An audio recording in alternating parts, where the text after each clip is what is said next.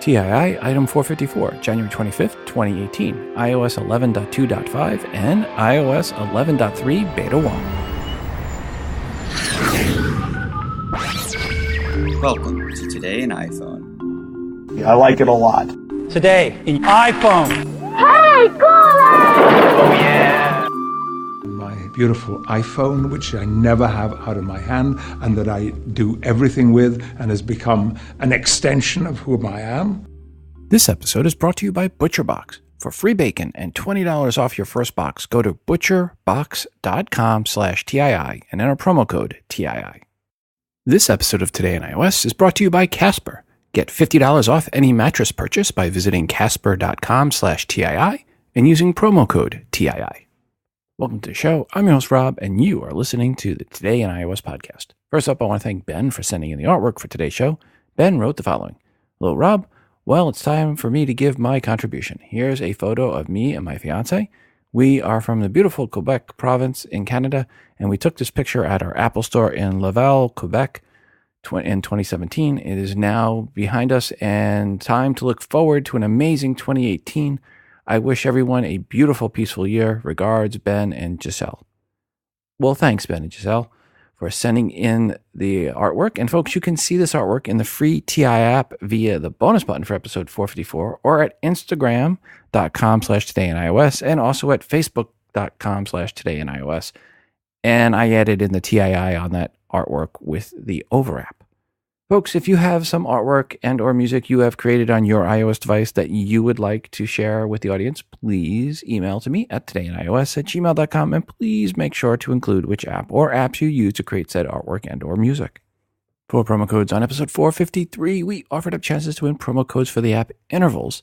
If you are interested in winning a promo code for this app or want more info, go back and listen to the beginning of episode 453. No new promo codes this week. If you're a dev or an iBook author, well, shame on you for not sending in your promo codes. Bad marketer are you. Well, since the last episode, there's been a few different updates for iOS to talk about. First, it was iOS 11.2.5 Beta 6 and then Beta 7, and they were released to devs on January 17th and 19th, respectively. Both were, as far as anyone could tell, all about bug fixes and optimizations, with Beta 7 being the full-size upgrade over the air, which is usually a sign it is at Goldmaster, and the signs were correct. The full public Goldmaster version of iOS 11.2.5 was released on January 23rd. The iOS 11.2.5 Goldmaster release brings a few new features. There is HomePod support, where you can set up and automatically transfer your Apple ID, Apple Music, Siri, and Wi-Fi settings to HomePod. More on HomePod later in the episode. Siri's news update allows you to ask Siri to read news simply by saying, "Hey Siri, play the news." And you can also ask for specific sections of the news, i.e. sports, business, sports, music, and did we mention sports? From the release notes for iOS 11.2.5, Apple added this about the update. Quote, addresses an issue that could cause the iPhone app to display incomplete information in the call list. Fixes an issue that caused mail notifications from some Exchange accounts to disappear from the lock screen when unlocking the iPhone X with Face ID. Addresses an issue that could cause messages, conversations to temporarily be listed out of order. Fixes an issue in CarPlay where now playing controls become unresponsive after multiple track changes. And adds ability for VoiceOver to announce playback destinations and AirPod battery level, unquote. These are actually a lot of items for a double dot update. Should you update? Well, that's always a question when one of these new ones comes out. And I would wait for this weekend, but that's about it. So yes, I would recommend updating as soon as you can, as there have also been mentions of Apple security updates with this version. And given all the hype around Spectre Meltdown, probably best to update as soon as possible. That said, avoiding the first couple of days is always a good idea, as it is best to let someone else find any really major issues with an update. Since the last episode, Apple also released watchOS 4.2.2 Beta 5 to the devs on January 19th, and then on January 23rd released watchOS 4.2.2 Goldmaster to everyone. During the beta period, there was no reports for new features. All seemed to be about bug fixes and optimizations, and well, that makes sense for a double dot update. Once you update to iOS 11.2.5. Next, then you want to update to watchOS 4.2.2. Make sure you have your watch plugged into a power supply and it's over 50% charged before you can do that. And you can go into the Watch app and find it under settings. I have for both, updated both, and I've had no issues either way. But I did see one post in the Google Plus community saying they had an issue with the current weather not showing on their Apple Watch faces. That not an issue that I've seen, at least for me. I flipped through a few different watch faces and the current weather was showing for all the ones I checked. As always, when you do these updates, if you have any issues, please give us a call, 206-666-6364. That's 206-Moondog, or shoot an email to todayinos@gmail.com. Apple also updated tvOS 11.2.5 to Goldmaster and released it to the masses on January 23rd. If you have auto update on, it may be updated already. If not, check it under settings. As it is a double dot update, it is focused mostly on bug fixes, which I hope they fix the issue I've seen with the CBS app when watching Star Trek Discovery. If I hit the pause, it will not play again when I hit play. I have to go out and then back in to get it to play again. We'll find out Sunday when the next episode of Star Trek is released if that bug is squashed. tvOS 11.2.5 also has security updates for both Apple TV 4K and Apple TV 4th Gen. So make sure to update those before someone hacks in and takes over your HomeKit automation. Looking over Apple's website for security updates, they say on January 23rd, the following items all had security updates: watchOS 4.2.2, iOS 11.2.5, tvOS 11.2.5, iTunes 12.7.3 for Windows 7 and later, iCloud for Windows 7.3, Safari 11.0.3, Mac OS High Sierra 10.13.3, Mac OS Sierra security update, and El Capitan security update. That is a lot of updates on one day. So be secure this weekend and do some updates of your own for those items. Looking at Apple's security page, January 23rd actually had more security updates than any other day in the past 6 months. Again, given all that's going on with Spectre and Meltdown, this is not a time to be delaying too long before doing the updates. And if you've listened to this show in the past, I've been pretty much have never said release the hounds this quickly, but release the hounds. And just when I thought I had my show notes mostly done for this episode, Apple threw me a curve and released a preview of iOS 11.3 and then went one step further and released iOS 11.3 Beta 1 to devs. First off, in the Apple preview, it says, this spring, iOS 11.3 will deliver exciting new ways to experience yada, yada, yada, yada. Right there. What that means at the earliest, we are going to be in beta with iOS 11.3 for 2 months, and it's likely longer. Per the yada yadas, there will be augmented reality updates, new animojis. Did you sense my excitement in my voice about that? And, quote, the ability to view health records in Health app, unquote. And there are other items with iOS 11.3 as well. Starting with what Apple considers most important is new AR experiences, bringing ARKit 1.5 to devs. Messages gets some new animojis and more. The new animojis include a dragon, a bear, a skull, and a lion, for a total of 16 thrilling and exciting heart-pounding animojis where you can now, as a bear, message your wife and say, sweetheart, where's the honey at? Aw, so cute. Makes me want to squirt lemon juice into a paper cut. But wait, it gets worse. Apple says you can even create Animoji karaoke videos. Oh, stop. I mean, really, stop. One new thing that is not a gimmick is business chat. Apple says, quote, is a new way for users to communicate directly with businesses right within messages, unquote. Apple says they will launch with support for select businesses, including Discover, Hilton, Lowe's, and Wells Fargo. Hey, maybe you can send Wells Fargo a poop Animoji asking them why they signed you up for a credit card you did not ask for. Hey, there we go. Finally, a good use for Animojis.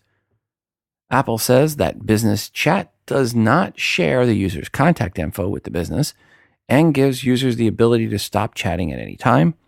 You can also, if you want, make purchases using Apple Pay in the Message app or schedule an appointment.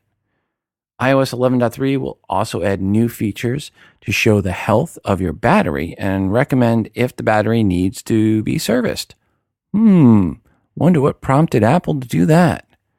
Plus, users can now see if the power management, quote, feature, unquote, that dynamically manages maximum performance to prevent unexpected shutdowns is on and can choose to turn it off. Like we said recently, should have been how it was from day one, or really the day that iOS 10.2.1 launched, that is. This feature will be found in settings and battery, but it's not there yet in beta 1. This should be for all iPhone 6s and 7s.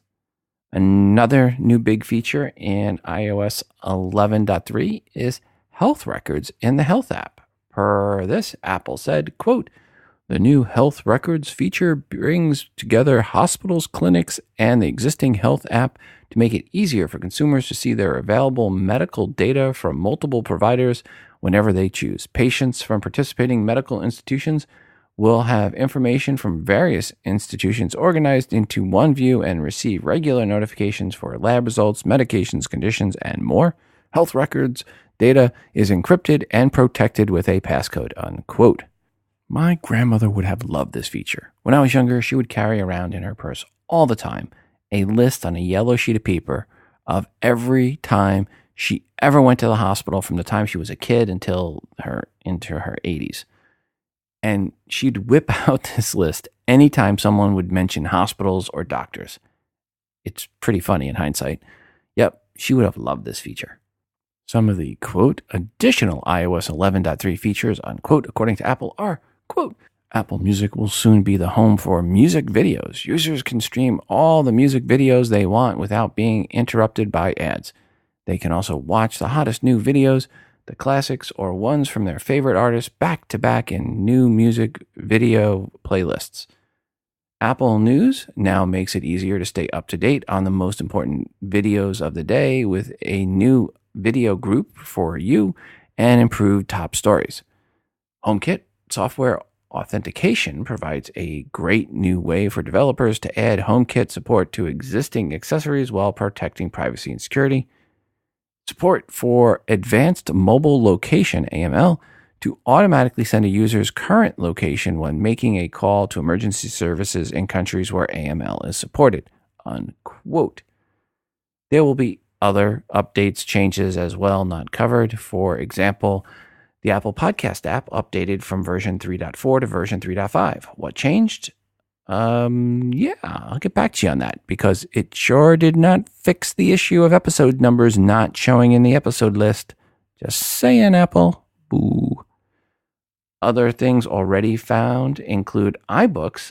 Apparently, it received an official Daisy Red Ryder Model 1938 air rifle for Christmas because it lost an eye and is now just listed as books for the icon.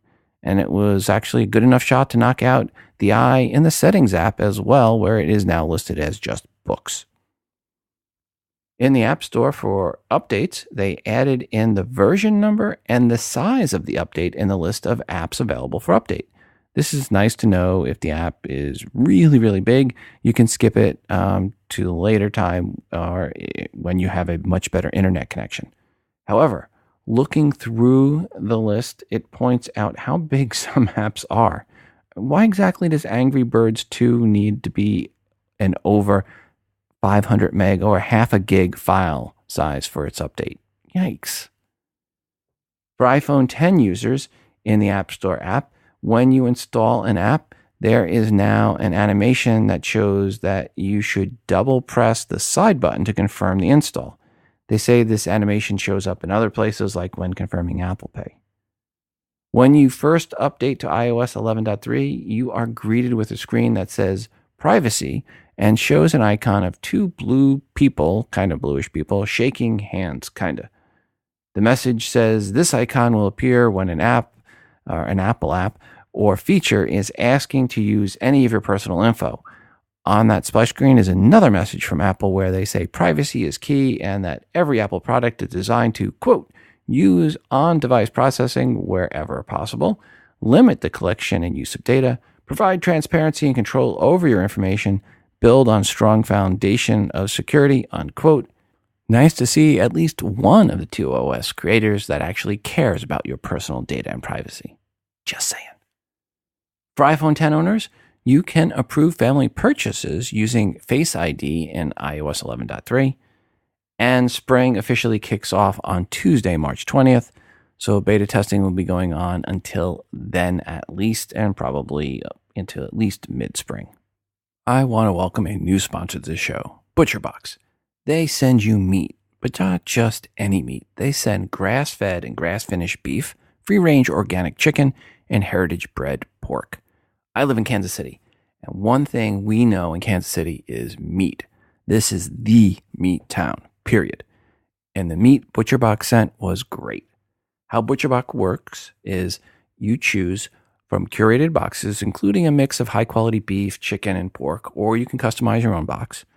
The meat is frozen at peak of freshness in an individual, vacuum-packed, biodegradable packaging and delivered right to your doorstep for free. In my family, I am the cooker of meat. I do not put on sauces or cover it with A1. Nope. I believe the only good thing you can put on meat is more meat. I cut the strips that they sent in half, wrap them in bacon, and place them on the grill. No spices, no extra. And if you go to butcherbox.com/TII and enter promo code TII, you will get $20 off your first ButcherBox and get free bacon to boot. It's really nice, thick bacon, perfect for wrapping other meat. I cut the chicken breasts in half as well, wrapped them in bacon too. The boys loved it. I loved it. All the meat they sent was fabulous. And I'm kind of getting really hungry right now thinking about it. Sorry. ButcherBox meats come from humanely raised animals that are never fed antibiotics, hormones, or fatty fillers, because antibiotic and hormone-free meat is not just good for you, but it tastes great as well. And ButcherBox curates the finest selection and cuts and makes it so easy to customize your own delivery. Build your own box and choose exactly how much and what you have delivered to you and your family. Shipping is free to the lower 48 in the US. Again, you can get free bacon and $20 off your first box by going to butcherbox.com/TII and entering promo code TII. Okay, back to the news. Apple also released tvOS 11.3 to devs. This update is for both the 4th gen Apple TV and the 4K Apple TV, also known as the 5th gen Apple TV. Some of the new features Apple mentioned are, quote, enhancements to match content support, automatic frame rate switching for Apple TV 4th gen, and automatic mode switching for AirPlay video sessions. And of course, that's unquote there. And of course, there are bug fixes and optimizations. No new betas yet for watchOS. And now into a segment that will pretty much secure the fact that I will not be invited to WWDC by Apple anytime soon. Tim Cook was interviewed on ABC News, and in the interview, when asked if Apple had done a good job of keeping customers in the loop, Tim responded with, quote, when we did put the software update out, we did say what it was, but I don't think a lot of people were paying attention, unquote. Really, Tim? Well, we pretty much cover every little minutia of iOS beta and updates there are. Look at the first 15 minutes of this episode as an example. I can't imagine any other podcast covering as much as we do, so what did we have to say about what Apple had to say when iOS 10.2.1 betas were released and when the Goldmaster was released? Well, luckily, I have show notes to search through for all the mentions of 10.2.1, and here's what I found with regards to, quote, we did say what it was, unquote. First, all the apps we mentioned with the betas, all of them, all I had to report really was bug fixes and optimizations. And that was all anyone was reporting during the part where it was in beta. And that was per episodes 415, 416, 417, 418, where the betas were being tested. Then on episode 419, 10.2.1 went Goldmaster, and we had this in the episode. Quote, officially, from Apple, there is mention of under-the-hood kernel improvements and bugs that cause auto-lock to unlock when Apple Watch is off the user's wrist, unquote. Still not there. Then I found this in episode 422 with regards to the battery issue for iPhone 6s and 6Ss back in early 2017. Quote, and now Apple is saying, hey, guess what? Never mind. It was a software issue all along, and updating to iOS 10.2.1 fixes most phones. Apple is saying they are seeing an 80% reduction in the number of iPhone 6S handsets unexpectedly shutting down and a 70% reduction for the iPhone 6 devices. But hey, I was not the only one that said something smelled fishy back when Apple announced the battery replacement. Many of you wrote in saying, what the heck? And that your non-iPhone 6Ss had the issue too. Again, if you had the issue, it sounds like just updating to iOS 10.2.1 is the update you are looking for, unquote. And that episode had a link to an article where Apple said this about iOS 10.2.1 and battery shutdowns. And again, this is from Apple. Quote, we also added the ability for the phone to restart without needing to connect to power. If a user still encounters an unexpected shutdown, it is important to note that these unexpected shutdowns are not a safety issue, but we understand it can be an inconvenience and want to fix the issue as quickly as possible. If a customer has any issues with their devices, they can contact Apple Care, unquote. Let me now reread Tim Cook's quote from above. Quote, when we did put it out, the software update, we did say that what it was, but I don't think a lot of people were paying attention, unquote. Not so much, Tim. Later in that interview, Tim did say, quote, maybe we should have been clearer as well, unquote. And folks, this year's winner of the Understatement of the Year award goes to Tim Cook in his ABC News interview. Tim, you think maybe just a little bit you were not clear? Just a teeny bit. As in, well, maybe not clear at all? I don't think what Apple was doing was evil, but I really do believe that their communication about what they did to fix the sudden shutdown issue was pure incompetence. And if they had added at the time a way to turn it off and actually really explained what they did with 10.2.1, which really they did not at all, then all of this issue and ill will would have been avoided. Completely switching gears.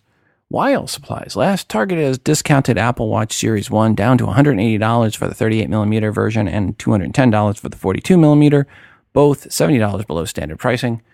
Staples has marked down the 9.7-inch iPads to $260, this via $30 off instantly and an additional $40 off using coupon code 84761. That's coupon code 84761. I get nothing for that, just reporting it. Hey, Valentine's is coming, and nothing says, honey, I love you more than deeply discounted Apple products that are multiple generations old. Just saying. For those of you like me waiting with bated breath for the HomePod, tonight's the night. Well, really, tomorrow morning, depending on where you live, but likely around 12:01 a.m. Pacific Time, 2 a.m. Central Time, 3 a.m. Eastern Time, Friday morning, January 26th, the HomePod will go on sale for pre-order. It will then be in stores on February 9th, assuming that is also the day your pre-order is going to ship to you as well. Pricing in the US will be $349, and you will have a choice of white or black.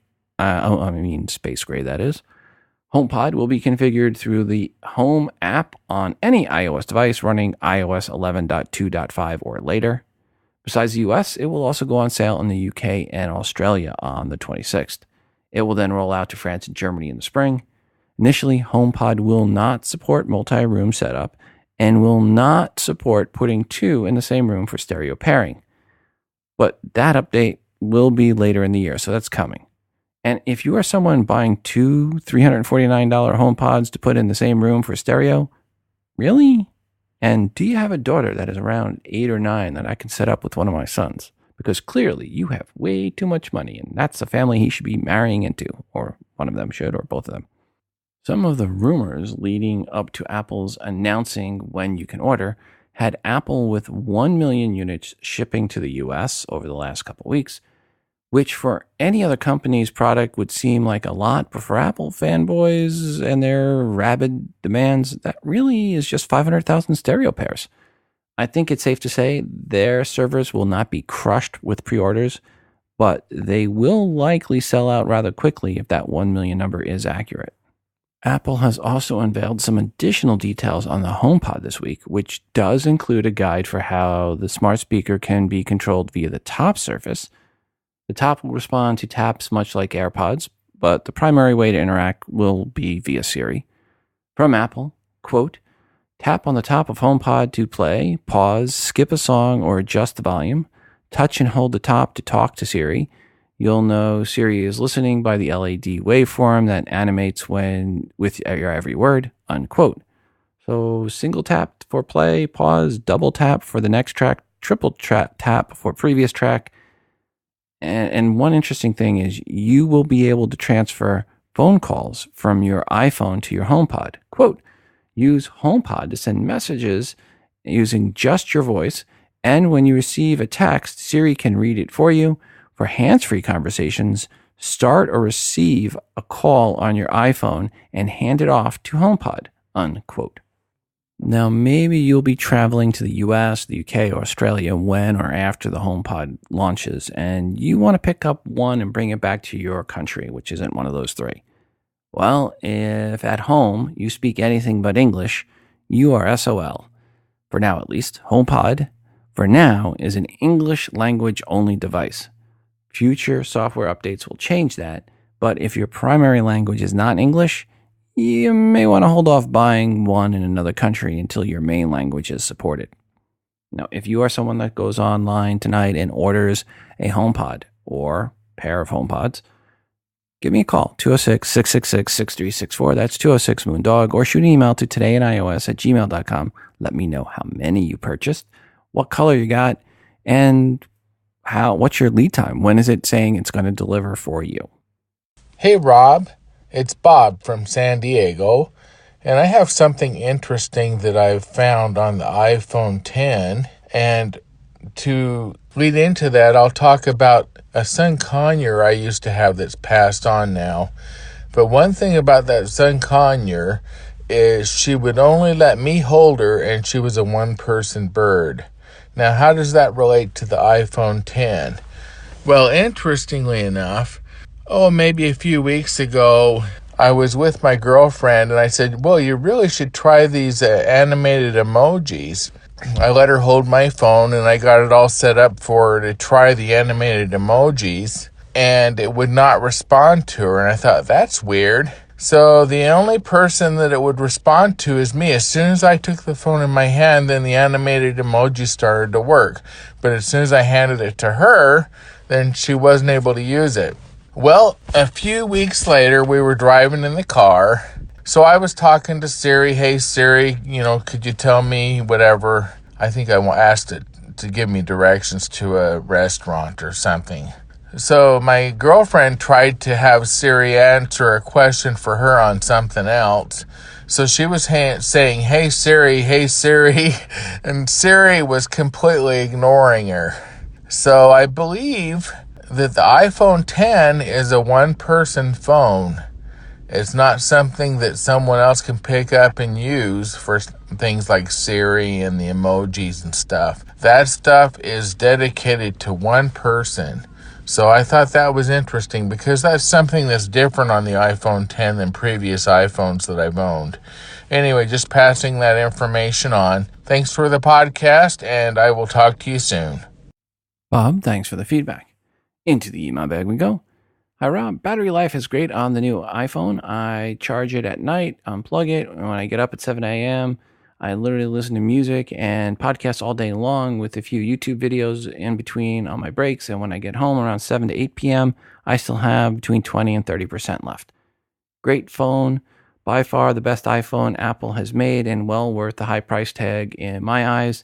Thanks for the show. As always, regards, Richard H. And that was for the iPhone 10. Don't think I had that mentioned. Thank you, Richard, for that feedback. Hi, Rob. I was just listening to your podcast, episode 453, and you featured a genius, Apple genius, on the show who mentioned something that caught my attention. She said to power cycle our iPhones once a week. And I can see the sense in doing this, even though I had never heard of it before. But she went on to say to not force quit apps unnecessarily. I must confess that I have been in the habit of regularly force quitting all open apps on my iPhone, as I thought this would help free up wrong. I guess I'm wrong. Obviously, I was wrong. Can you please explain the reason for not shutting off apps that I'm not currently using? As always, love your podcast. Keep up the good work. Regards, Brian Mitchell, Galloway, Ireland. P.S. I wonder if you happen to know of any podcast that does the same for Mac as yours does for iOS. I have been a Windows user since 3.1. I bought a MacBook Pro some time back. So far I ain't feeling the love. I would love to be able to listen to a podcast that would give me news, hints, tips, tricks, etc. for Mac beginners. Many thanks, Brian. Okay, Brian, on your last one first, check out the MacCast with Adam Christensen and Mac OS Ken with Ken Ray. So that will help you per that latter part. Now, let's go back to your other questions per what the Apple Genius said and why closing or why not force closing apps. It will depend on the apps, too. You have to remember. If apps have a lot of communication, when they're doing a lot of talking and communication, getting them closed out, and we, as you know on the show, have always recommended doing the reset network settings every so often. Reset network settings powers your device off and back on. So it goes through that power cycle that she was recommending on the last episode. I just usually recommend that you close out all your apps, especially if you have a lot of apps that are doing communication and pulls constant calls to servers and back. But I don't know what her logic is in for not closing them. So hopefully she's listening and will call back in and tell us her exact logic for not force quitting the apps like we always recommend doing, and right before you do the reset network settings. Hi, Rob. This is Ryan calling in again from Wake Forest, North Carolina, in response to HomeKit. I'm a HomeKit aficionado. My favorite part of HomeKit, I think, is the magic when several devices kind of tend to work together. I have an August smart lock and a couple of smart outlets, so to speak. I've got an Ecobee, and I recently also got a smart light switch as well. I'm a teacher. I leave at 5 in the morning and get home sometimes 6 o'clock at night. It's dark, and you don't want to leave the front porch light on all the time. So, I leave in the morning, and the August lock tells the light, hey, he's unlocking the door, and it's nighttime out. Go ahead and turn the front porch light on. It turns off after I leave, and I'm coming back home the driveway, and it goes, oh, you're coming home. Turns the light on for the front porch light, and it will unlock the front door for me, and will turn on the living room light, so I'm, not coming into a dark house. We were at a holiday party not that long ago, and people left the party to come to our place, and they beat us home, and I have a Ring video doorbell on the front door, and they said, hey, we're at your place, where are you? We didn't get a chance to leave yet. Opened up the Ring app, saw that they were standing outside, told August, told Siri to unlock the front door, which automatically triggered turning on the front porch light and turning on the living room light for them, and they could kind of wait inside our house while we were trying to work our way and get out the door. So really just cool to kind of see those technologies all kind of work together. I was going into 6 different apps in order to accomplish that, all very simplified into the HomeKit experience. And I just kind of realized that the other day when all those things kind of clicked, and people were like, wow, that was amazing, when they were at my house, how awesome and how much I've taken that technology for granted. So I think it's kind of the HomeKit itself and all the technologies that you can put together in the automation section are absolutely great tools. And so the HomeKit app, I would say, is probably my favorite part of HomeKit, specifically with those automation tools in the automation section, being able to set when someone's home, when they're, if you're home, if you're coming home, if it's a certain time of day. If you haven't checked that out, you've got HomeKit tools and devices. Definitely check that out. All right, thanks, Rob. Bye. Gary, thanks for your feedback. Now, as much grief as Siri gets, it is still used quite a bit. Apple just announced that Siri is now actively used on over 500 million with a B devices globally. Siri is the most popular personal digital assistant. Of course, Siri is on multiple platforms from Apple now: iPhone, iPad, iPod Touch, Macs, Apple Watch, Apple TV, and starting on February 9th, HomePod. Apple also said per HomePod and Hey Siri, Apple will not send any info back to Apple servers until Hey Siri is uttered in the room. And when it is sent, it will be encrypted and sent using an anonymous Siri identifier. Thank you, Apple. I want to once again thank Casper for supporting our show in 2018. Hopefully one of your New Year's resolutions was to get yourselves better night's sleep. The nights I record are the nights I get my best sleep, as I get to go and use the Casper mattress, as the recording night means the kids sleep with mom and dad sleeps on the Casper mattress. It is by far the best mattress in the house. But don't just take my word on how good their mattresses are. There are well over 20,000 reviews in Amazon and Google with an average of 4.8 stars. It is quickly becoming the internet's favorite mattress. Why did they get such great ratings, you ask? Well, Casper mattresses combine supportive memory foams to create an award-winning sleep surface that is perfectly designed for the human body.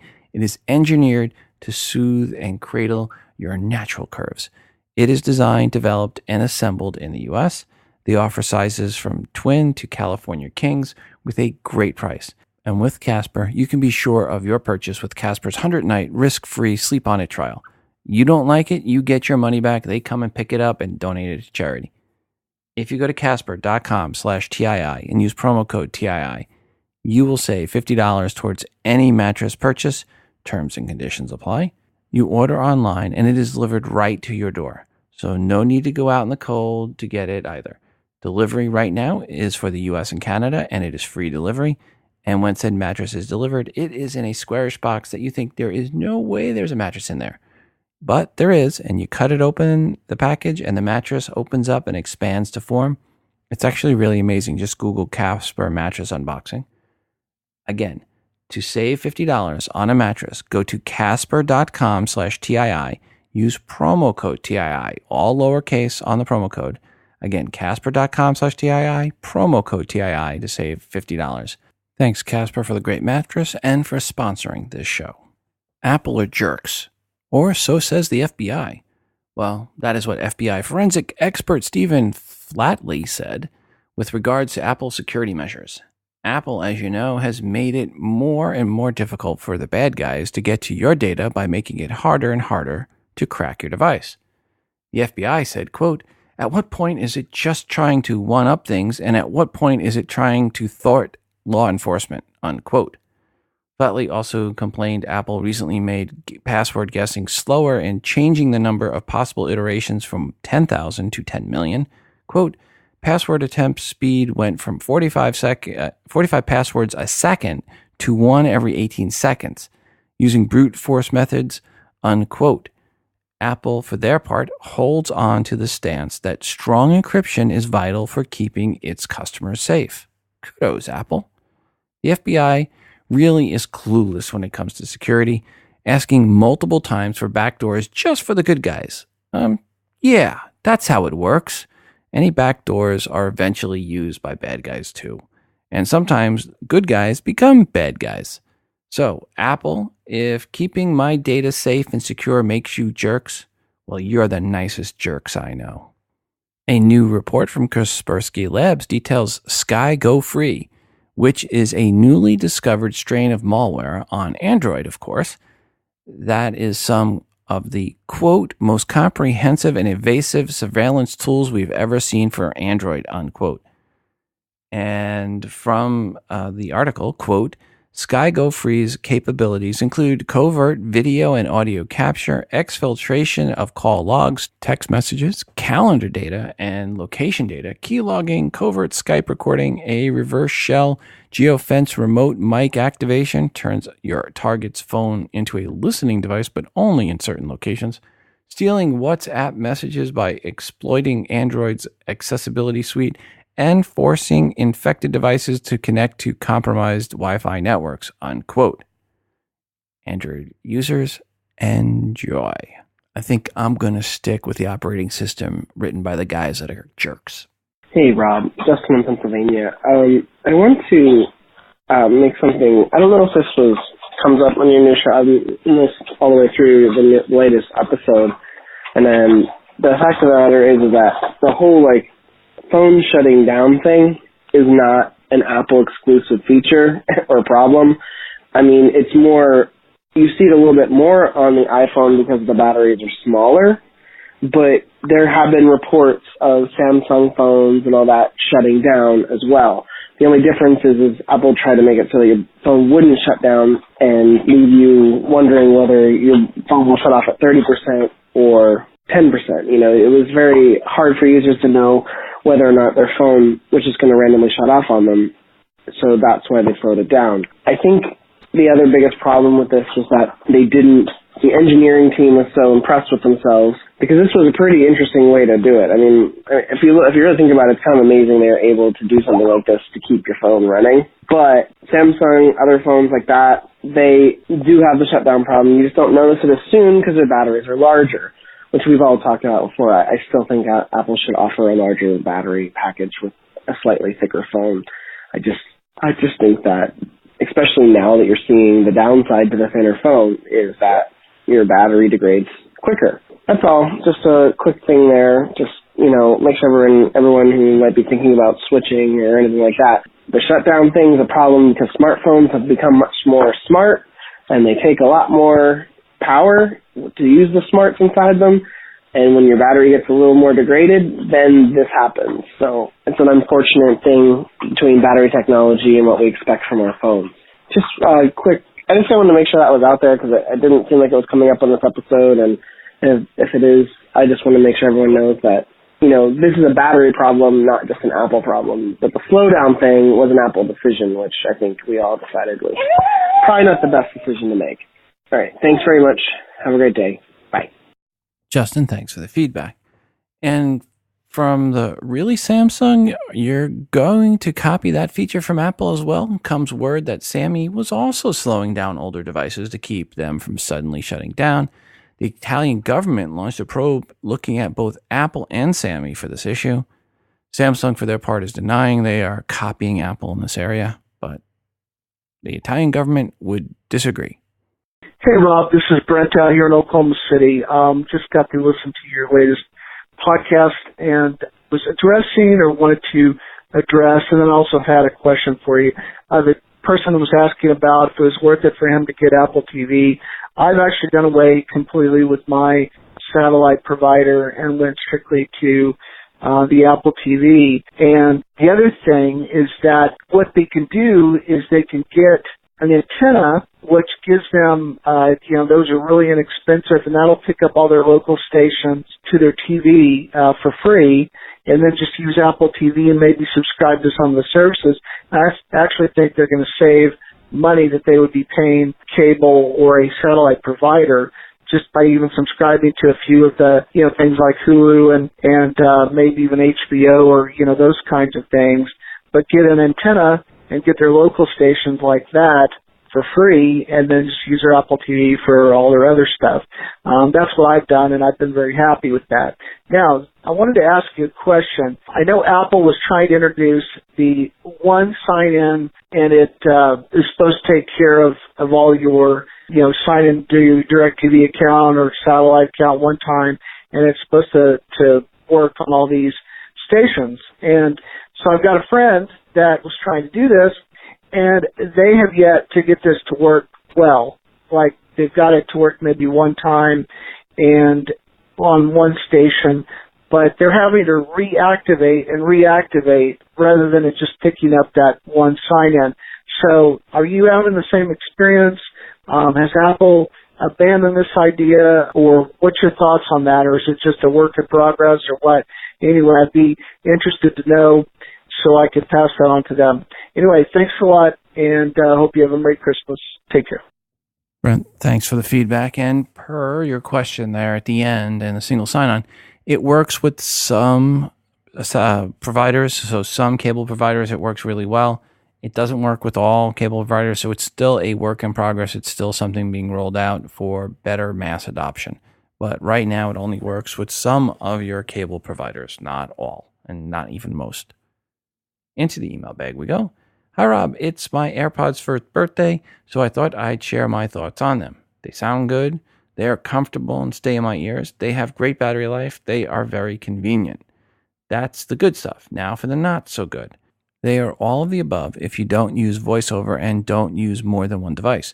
If you are a VoiceOver user but only use a single iPhone, they are still all of the above.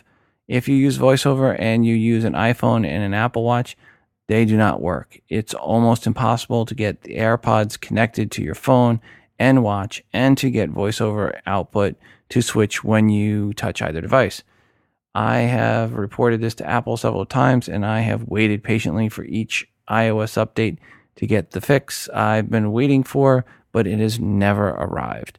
I believe that if you do use VoiceOver, the switching does take place as expected because the normal audio channels get switched. It appears, however, that VoiceOver doesn't get routed through the normal audio channels and doesn't therefore trigger the switch.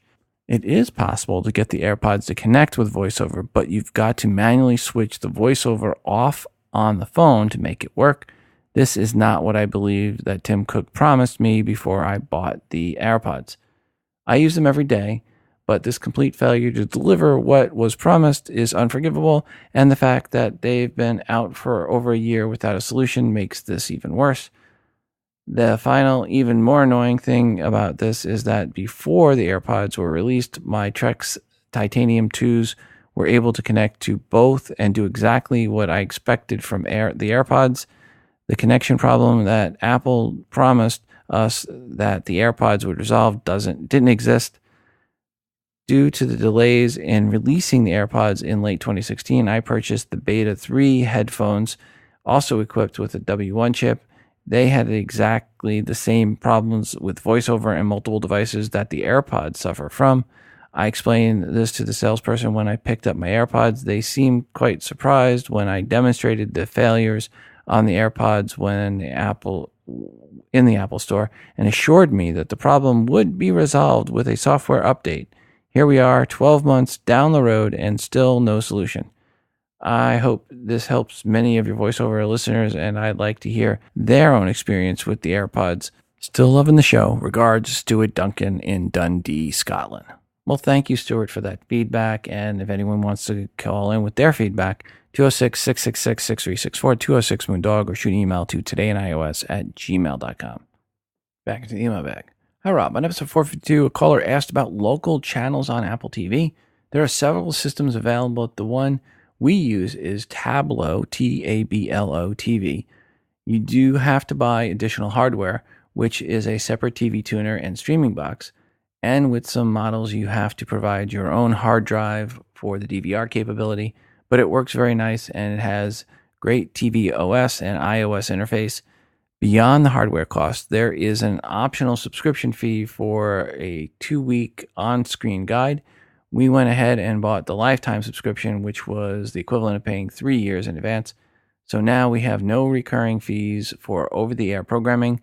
The Tablo also streams both live and recorded programming to just about every other box out there: Android, iPad, iPhone, Fire, Roku, etc. And all can stream remotely.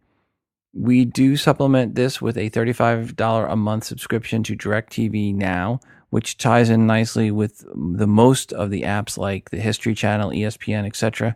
So we use Apple TVs for all our television viewing. Regards, Stan in Winchester, Kentucky. Well, thank you, Stan, for that feedback. Hey, Rob. This is Rich from Huntsville, Alabama. You had a caller asking how to get local channels on their Apple TV, and I have a solution I've used for a couple years, and it's worked great for me.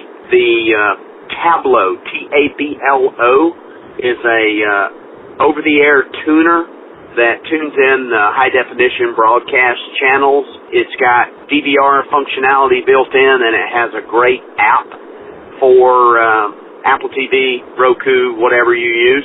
Also for iOS, so if your iPad, iPhone, whatever. You can get 2 tuner versions for, I think they're about $150 now. A 4-tuner version, considerably more, but I haven't checked recently. I use the 2-tuner version. The app is very slick, very well done. I use a combination of that and DirecTV Now, which is basically DirecTV's over-the-top service, and that does give me ESPN, and it also gives me the sign-in that you were talking about for HGTV, DIY, CW, all those channels that require some kind of sign-in to use their app. But the over-the-air, the local channels, if you can get them with a tuner, the Tablo is a great way to do it because you can record. You just hook up an external hard drive, and it works just like a TiVo or a whatever for DVR. Keep up the great work, Rob. Love your show. Take care. Bye-bye. Hi, this is Bob again from San Diego. This audio is on a different topic, and I wanted to talk a little bit about how I use the Mac to record over-the-air television and what goes into making that work. I know that there's quite a few cable cutters out there, and one of the main concerns people have is, well, how do I get my local stations like CBS and ABC and NBC? Well, the first thing you need to do is you need to go to either Fry's or Best Buy. You can also get them on Amazon and get, maybe an HD TV antenna. I have one that I can actually put in my window, and what happens is that has a coaxial cable that comes from the window down, and I fish it over to where my iMac is. Okay, so you have the cable there, but you're not connected in. Now you need to get a piece. There's really only one supporter on the Macintosh that supports bringing television in and being able to change channels and doing the TV receiver stuff. There's a lot of them for the PC, but there's only one for the Mac. The name of the company is Elgato. I believe that they were purchased by another company, which I can't remember the name.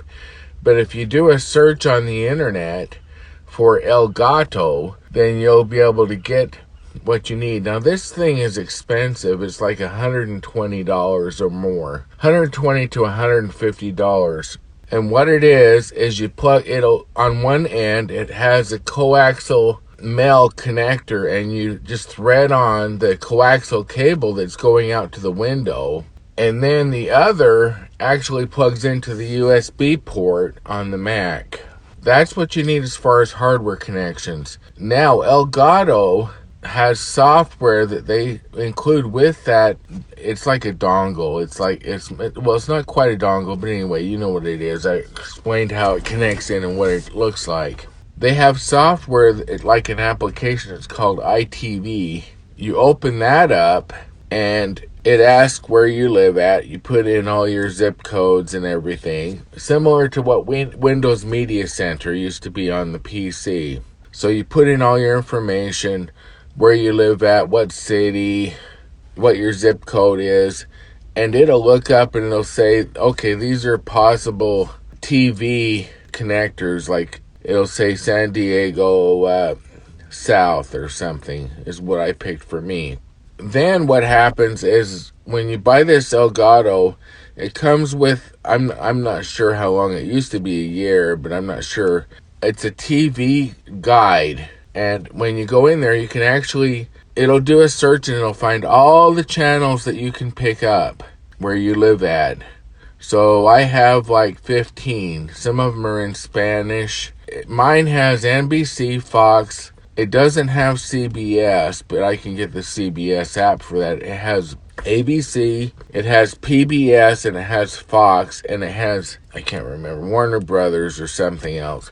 Anyway, you'll have to see what's available in your area. So the more powerful antenna you get that brings in the signal, the more channels that you can pick up. But with my one that I bought with it was like $35, I'm able to get all those channels I told you about. So on the TV guide, it tells me all the stuff that will be on TV, and I can record on one, or I can click on one and then I tell it I want to record that. And what it'll do is it will record that content, and I can watch it later, and it'll save it on my hard drive. Now, obviously, if you record a lot of stuff, it's going to take up a lot of your hard drive space, so you kind of have to be careful, just like you are with a DVR. But you're not paying anything after the initial setup, except Elgato, after that first year, they will charge something like $30 a year if you want to be able to have them send you the channels so that you can record like a DVR.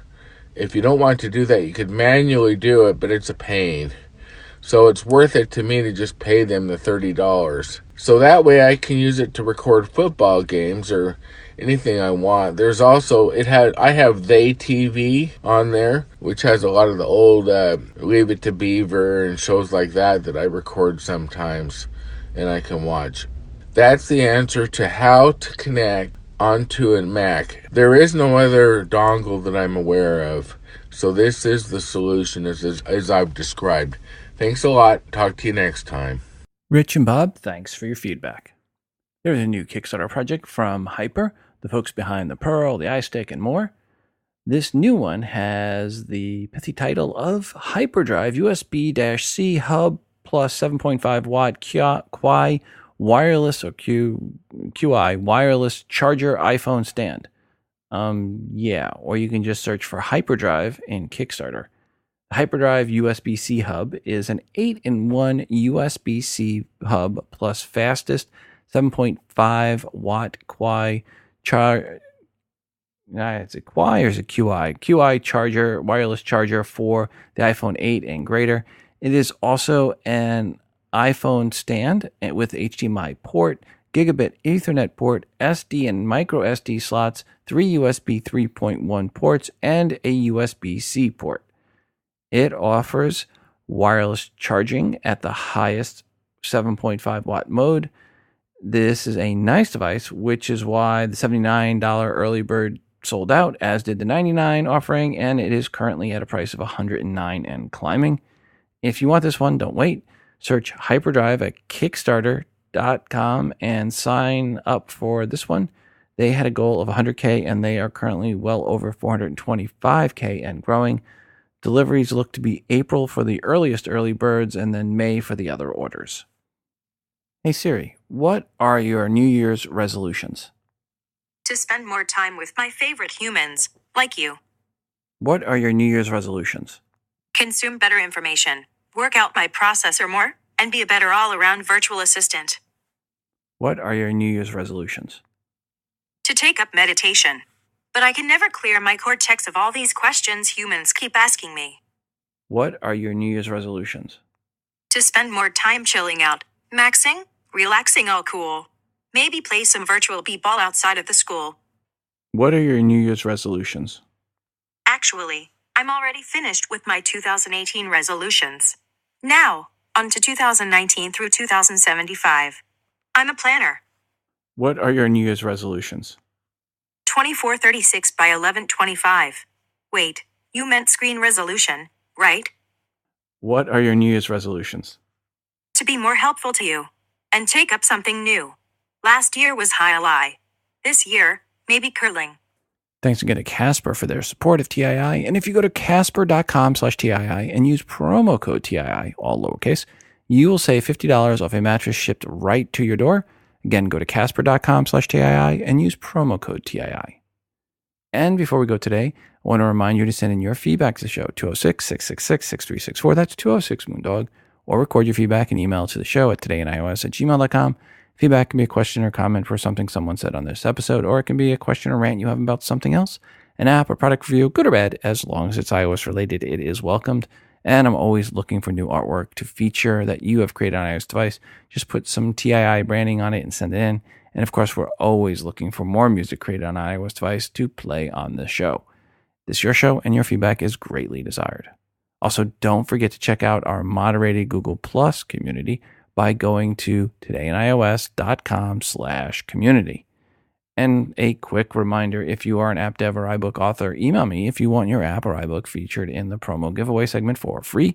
We just need the 5 promo codes or more to give away. Simply email them to me at todayinios@gmail.com, and please include a 60-second or less audio review of your app or iBook indicating you are the dev or the author. Also, when sending in the promo codes, please make sure to let me know when they expire.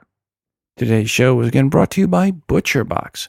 For free bacon and $20 off your first box, go to butcherbox.com/TII and enter promo code TII, and also get free shipping in the lower 48.